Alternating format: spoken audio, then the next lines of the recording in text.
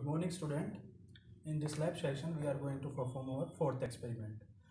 The objective of the experiment is to determine the natural frequency of a two-rotor system.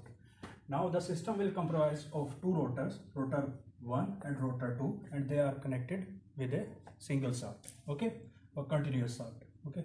So, in this experiment, what we have to do, we have to find the natural frequency of the combined system. So, let us assume that the rotor, this is our rotor 1, okay.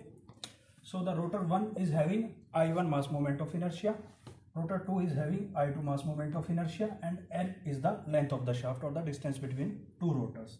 So what we have to do here, we have to produce angular twist between the two rotors in the opposite direction. For example, if rotor 1 will be turned in the counterclockwise direction, then we have to turn the rotor 2 in the clockwise direction by a small angular twist, and then we release the system. So the system will start producing the torsional vibration like that, okay. So we have to find the natural frequency of that system. So what will happen, there will be a particular point somewhere that will be lying on the shaft itself at which the angular twist will be equal to 0, and that point is known as the node. So while modeling such type of the system, we can assume that the fixed node, or the point that is node at which the angular twist is 0, that point can bifurcate the system in two parts. So we can assume that point as a fixed surface, and the two systems, now the entire system has been converted into two systems. The first system will comprise of rotor 1 with mass moment of inertia I1 and the length of the shaft as L1, and the second system will comprise of rotor 2, I2 mass moment of inertia, and L2 the distance from the node point to the rotor. So both the system will vibrate with a same frequency because it is a part of actually one system, okay.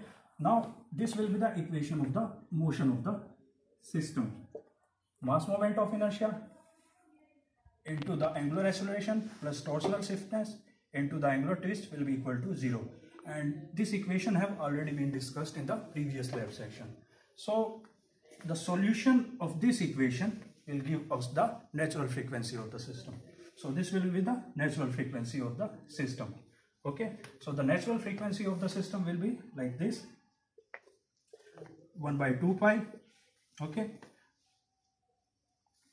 torsional stiffness divided by the mass moment of the inertia, okay. Now the natural frequency, this equation can be applied to both the rotors. So the natural frequency will be equal to 1 by 2 Gp by L1 I1. Here Ip will be the mass area moment of the inertia of the shaft, as the shaft diameter is same for the first system as well as second system. Therefore Ip will remain the same for both the cases, okay. So the natural frequency by considering first system will comes out like this. By considering the second system, it will comes out like this.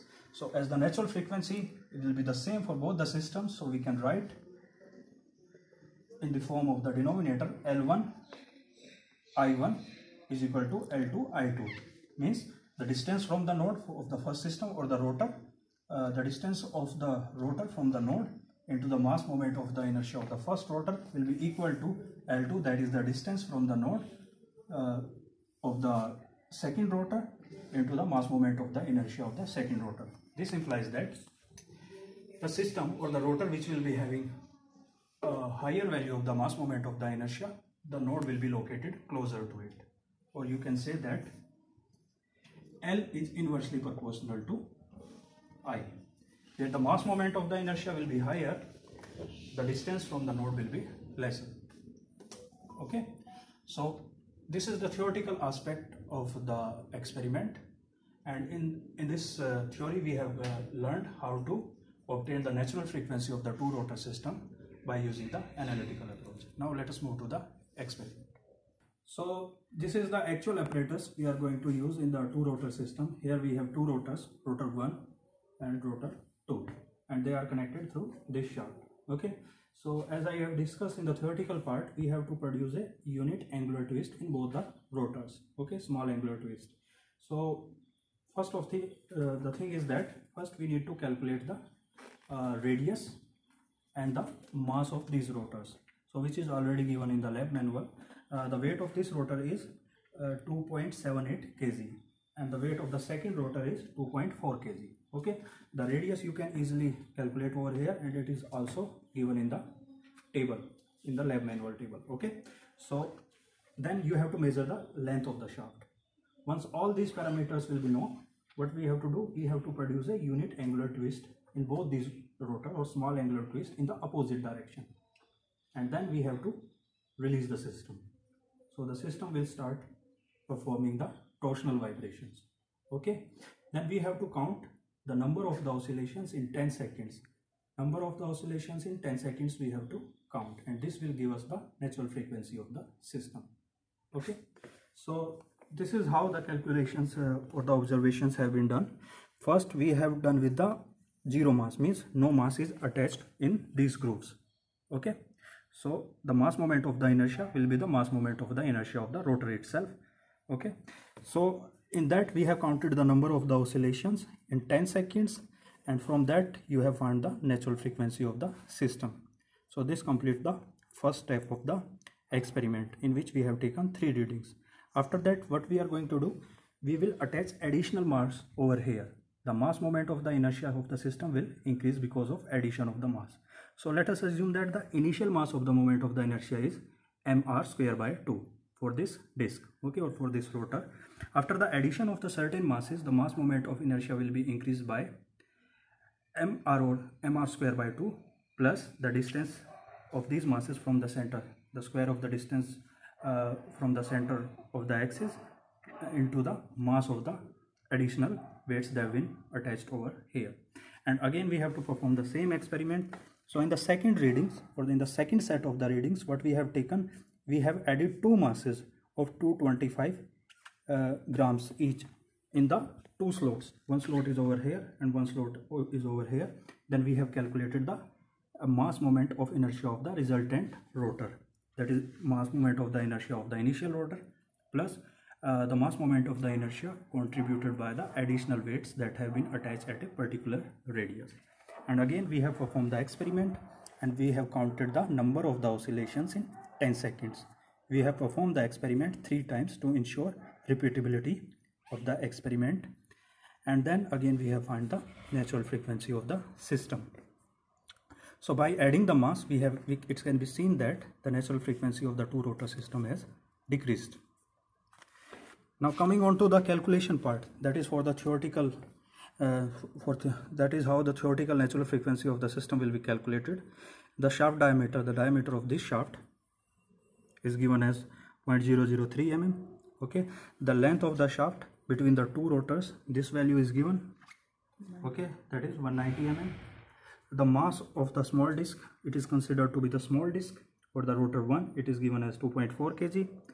Then the diameter of the big disc is also given. This is the big disc, it is 217, and the mass of the big disc is also given, that is 2.78 kg. Then this is how the torsional stiffness have been calculated. J, here J will contribute to the polar moment of inertia of the shaft, this shaft, for which you have to calculate the J. L is the length of the system, and this is how we have calculated the polar moment of inertia of the shaft. Pi d raised to the power 4 divided by 32. The value of the d is given over here, and after that we have to calculate the theoretical natural frequency of the system, which have been calculated as follow.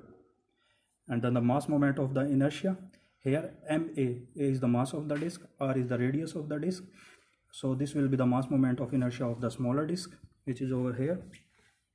Okay, then plus 2 m1 r square, these are the mass moment of the inertia contributed by the addition of the 2 small masses at a particular distance from the axis of the shaft.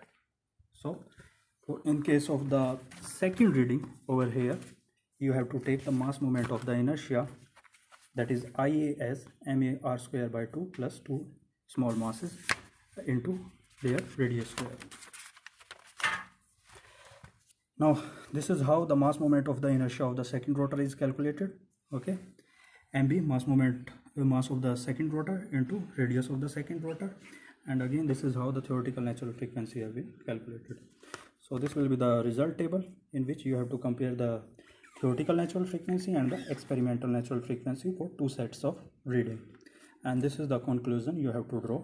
What will be the effect of additional masses on the small disk on the natural frequency of the system, and how the natural frequency of the system is going to change as we increase the mass moment of the inertia in the system. So this is how the experiment has to be performed. Okay. Thank you for attending this session.